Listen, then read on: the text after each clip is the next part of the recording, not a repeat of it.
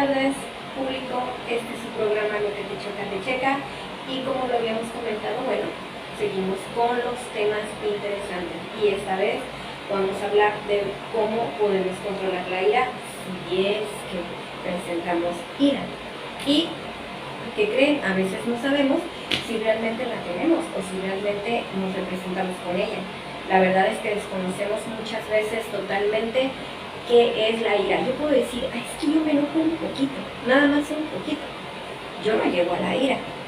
Sin embargo, te voy a contar y te voy a platicar y te voy a decir un ejemplo para que tú detectes si realmente sientes que no tienes ira, pues si caes en ella o no, y si la controlas o no. Bien, Albert Ellis en su libro Controle la ira antes de que su ira lo controle usted, nos habla sobre la importancia que tiene el saber manejarlo, porque muchas veces la ira nos hace que podamos perder relaciones humanas importantes con otras personas que realmente nos importan, y que podemos perder esa relación gracias a la ira, donde podemos provocar de algo muy pequeño, lo podemos hacer muy grande, y entonces al final nos quedamos sin saber qué fue lo que pasó. Tratamos muchas veces de corregirlo o de querer corregirlo, pero a veces lo hacemos más y más y más grande, porque no sabemos cómo resolver ese tipo de conflictos, no sabemos cómo nosotros podemos llevarlos a cabo, cómo podemos manejarlos. Y bueno, aquí les vamos a contar un poquito de eso. Y no nada más ella habla al respecto, sino que también Lucien Auger, en su libro Ayudarse a sí mismo, nos pone un ejemplo y nos habla también de la manera en la que podemos resolver esas situaciones, en la manera en la que podemos nosotros ayudarnos a minimizarla, a calmarla, a no explotar, a que no llegue a ir. Muy bien, ¿cómo lo hacemos? Ustedes pueden preguntarse, ¿y eso cómo lo hacemos? Muy bien, les voy a poner un ejemplo. Tú puedes estar tomándote así, sales de tu casa, en el jardín, tomándote un cafecito muy a gusto, y bueno, aquí en Colima se acostumbra mucho que sales a la calle y estás así como, hola vecino, ¿cómo estás? Ay Dios, ¿qué? Así, ¿ya vieron? Sí, ya vieron. Y entonces de pronto, tú de estar tranquilo y en paz, el vecino de al lado prende la podadora a todo lo que da. Y entonces tú, de estar tranquilo, te empieza a temblar así como el párpado y el café. Y, o sea, se te fue la calma. La perdiste. ¿Quién sabe? No sabes dónde fue, pero la perdiste. Y entonces tu mente empieza a pensar que ya fue malo, que tienes que hacer cosas en el trabajo, que después del trabajo vas a tener que ir a otra parte y tienes que pagar tal cosa que te quedó pendiente y tienes que resolver ciertas situaciones también con un compañero y bueno, y la mente vuela y sigue y sigue y sigue, y entonces ya terminas pensando hasta en lo que vas a hacer el día de mañana, y un pequeño rato de paz se convirtió en algo que te llevó a un sinfín de lugares y de episodios que tú vas a hacer, ¿no? Entonces, ¿en qué consiste? ¿Cómo podemos resolver ese tipo de situaciones? ¿Cómo puedo yo mejorar eso desde mi punto de vista, desde mi muy forma particular de vida? Pues Auger nos da soluciones. Nos dice que podemos hacer 3 cosas, de las cuales una es la que tiene más eficiencia. Primero, podemos tomar un fármaco, nos podemos tomar un medicamento, podemos ir a psiquiatría, podemos ir a otro lugar, o nos pueden simplemente dar un calmante o tomarnos el té de tila, y entonces yo me puedo relajar. Ya me relajé, estoy tranquilito, ya no tengo ningún problema ni nada. Pero bueno, no es lo mejor, ¿verdad? Porque se te puede hacer adicción, porque lo necesitas seguir consumiendo, porque vas a hacerte dependiente de algo para que eso pueda bajarse. La otra es conseguir controlar tus emociones. Sí, claro. Nosotros pensamos que podemos hacerlo y que, bueno, sí, que nos digan, no es lo mismo que hacerlo, conlleva un trabajo. No es lo mismo que así, ay, relájate. Ese relájate no ha relajado a nadie. Así que, bueno, pues evidentemente tampoco es una respuesta muy positiva. Entonces, ¿qué podemos hacer? Él nos da una tercera opción, que es la de esforzarse en modificar los pensamientos. Ay, sí, ajá. ¿Y cómo hago eso? Bien, te voy a explicar cómo funcionan algunas cosas.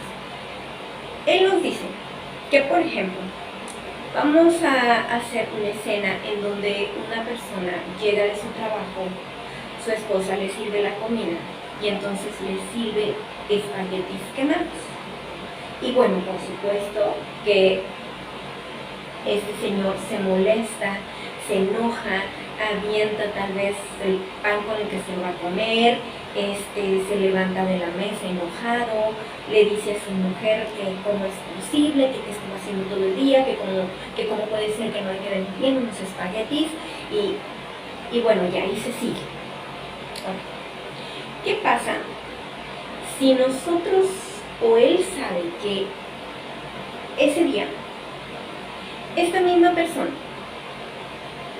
anteriormente, minutos antes de que esto pasara con los espaguetis, en su trabajo le dan un aumento, lo felicitan, todo le sale bien, le dan trabajo que lo va a remunerar todavía más, es reconocido, encuentra estacionamiento dentro de todo el tráfico y llega a su casa y su esposa le sirve los mismos espaguetis quemados.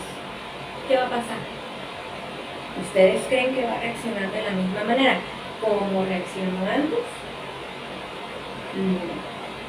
Muy seguramente no va a reaccionar así.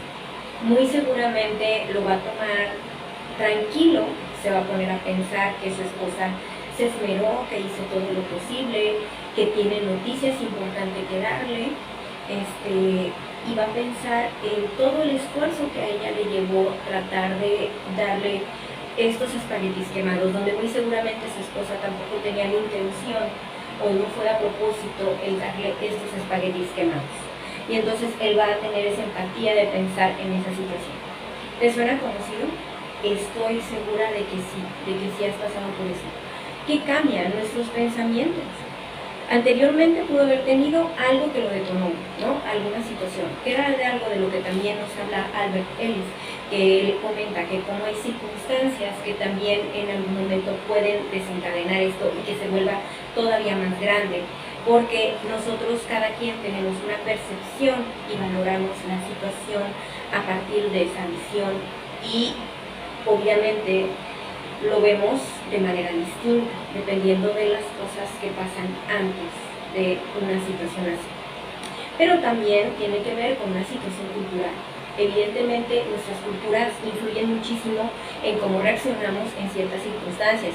Nuestra cultura y además en cómo fuimos educados en casa. No es una labor sencilla detectar esto, pero claro que hay soluciones. Tú puedes detenerte y de decir algo que puede ser hiriente para la otra persona, tú puedes detenerte y hacer conciencia y pensar en decir una cosa distinta. Si no lo haces, entonces evidentemente tu ira siempre te estará acumulando. El pensar las cosas de manera diferente nos puede ayudar a que nosotros podamos tener más mesura en nuestras palabras.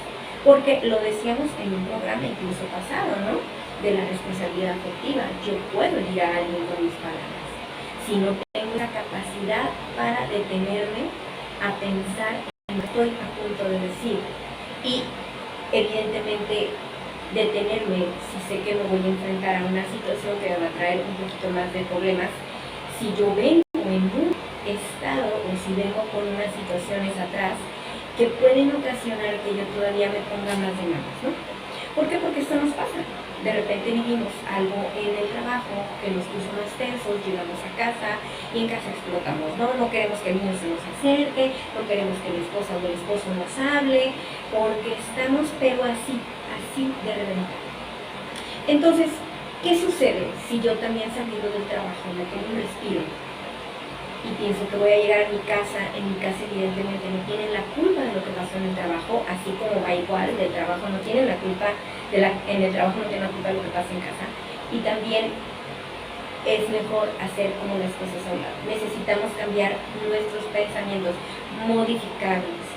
Y si, bueno, si te cuesta trabajo, si no puedes hacerlo tú solo, busca herramientas. Puedes ir a terapia, evidentemente, y ahí puedes encontrar esas respuestas, ¿no? Y si no, bueno, te invito a que puedas encontrar estos libros y los leas. Albert Ellis, Controle su vida antes de que la ira lo controle usted. Y también Luciana Auker, Ayúdese a sí mismo, en donde ambos tocan este tema de cómo poder llevar relaciones interpersonales un poquito más sanas, ¿no? Y no permitir que vayamos lastimando a las personas que además tanto queremos, ¿no? Necesitamos considerar todo lo que hay detrás. Hay mil maneras de decir algo en vez de que sea ofensivo. Tienes muchísimas formas, hay muchísimas herramientas. Si tú sientes de antemano que puedes lastimar a alguien con tus palabras, detente. Puedes ser capaz de decir, ¿sabes qué? Para tantito, un momentito, por favor. Deja retirarme unos 15 minutos y regreso y seguimos hablando del tema, porque lamento y creo que puedo decir algo que nos puede lastimar profundamente, ¿no? O si yo no voy a poder cumplir con las expectativas de otra persona, también hacerle ver, yo lamento mucho que no haya cubierto esas expectativas tuyas, pero hay muchas formas de decir las cosas antes de decirlas de una forma que puede estropear algo que realmente te importa. Por favor, dime si este tema te gustó. Podemos tener muchísimos más al respecto. Dale like, suscríbete a la página y coméntame, hazme comentarios, dime qué temas te gustaría tratar, dime qué más te gustaría que habláramos. Nos han comentado, me habían comentado de la depresión en la adolescencia. Bueno, el próximo fin de semana espérenme con ese tema, vamos a hablar de ello para que puedan saber las familias cómo detectarla y cómo poder ayudarlas, y además cómo aumentar el autoestima de los jóvenes. Nos vemos. Bonita tarde.